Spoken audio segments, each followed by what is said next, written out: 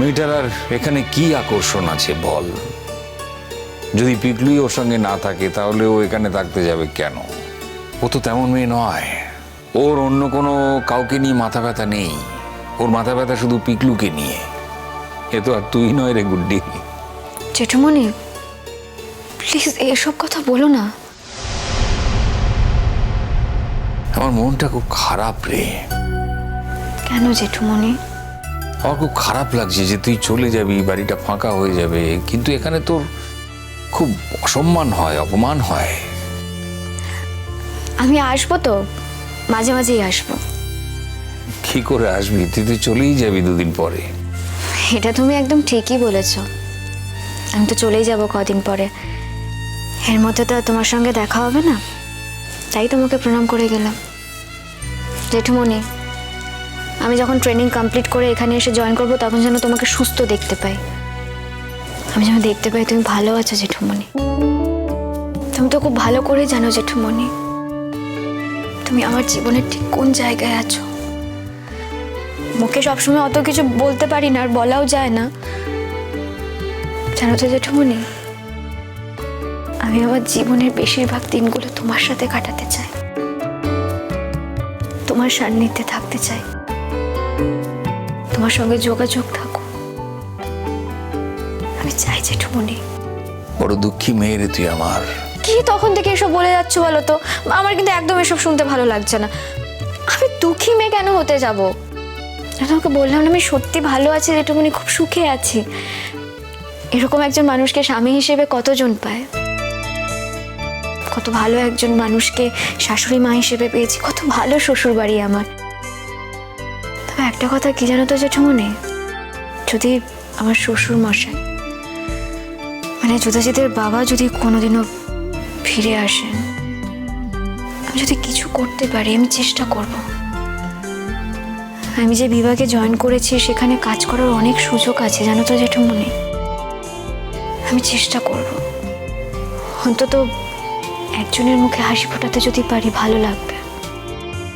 ছোটবেলা থেকে বাবা না থাকার যে যন্ত্রণা, যে কষ্টও পেয়েছে, যদি সেই কষ্টটা কিছুটা হলেও কমাতে পারি,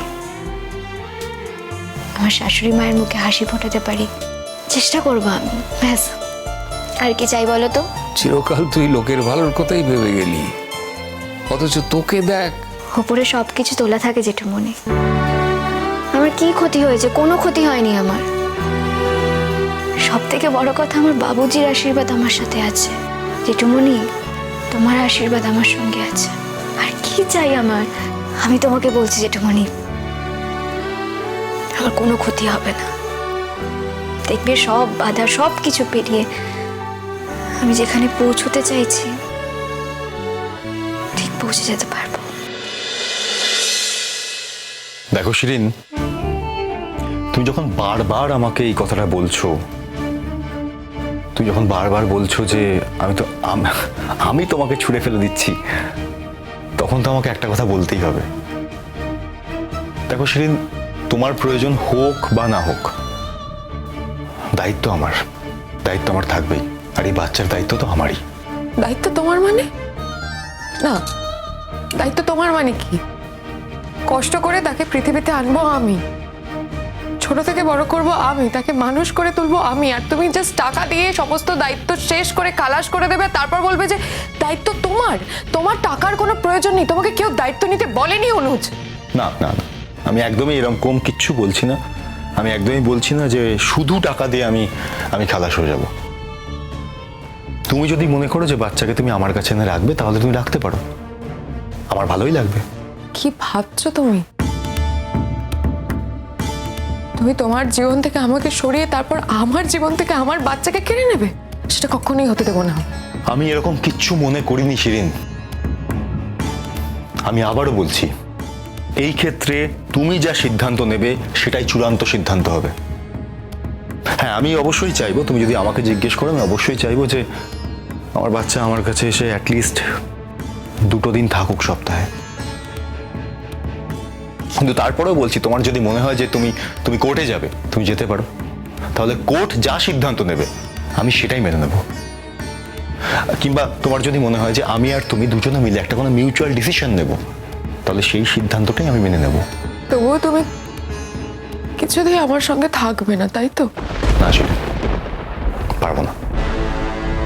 আর তাছাড়া দেখো, আমি তো বাইরেই চলে যাব, হয়তো মাসে একবার ফিরবো কি 2 মাসে একবার ফিরবো।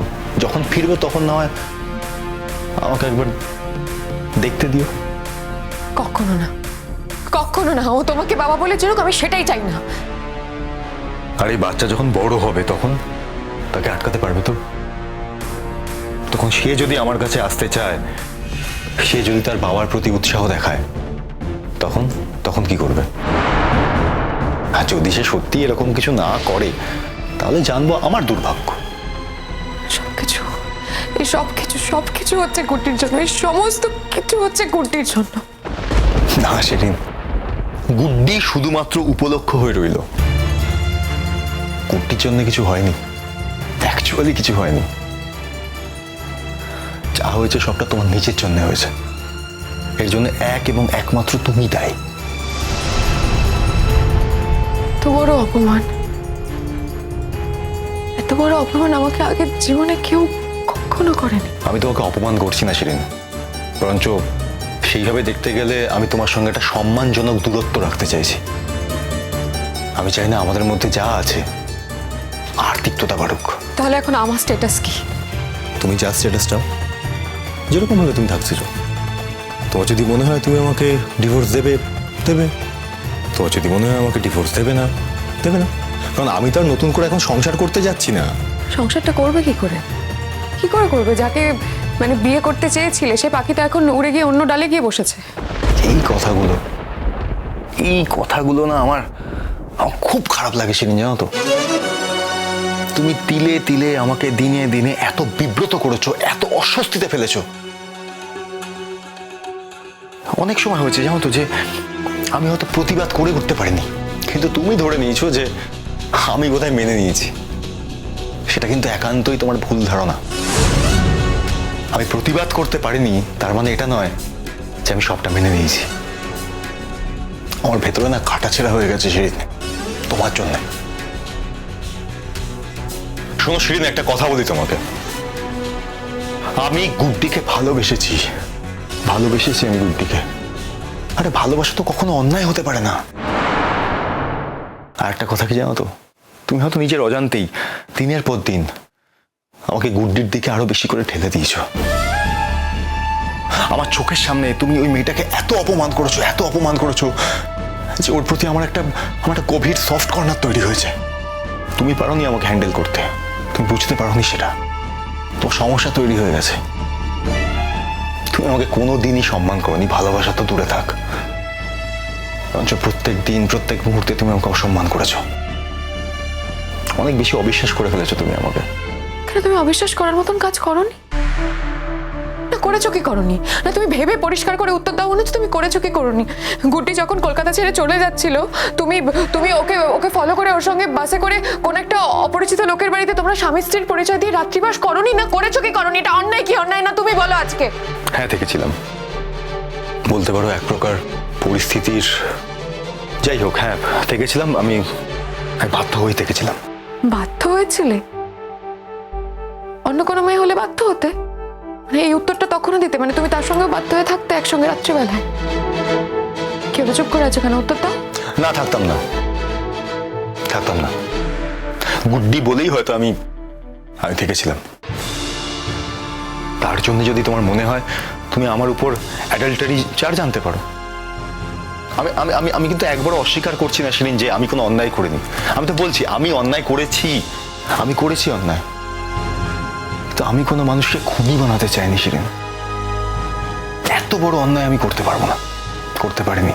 আর তুমি এটা বুঝতে পারছো না অনুজ, যে তোমাদের এই দিনে দিনে করা অন্যায়গুলোই আমাকে আজকে এই জায়গায় চালিত করেছে? তার জন্য আমি এইসব করে ফেলেছি আজকে।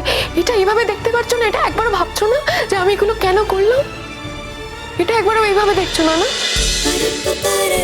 गुड्डी गुड्डी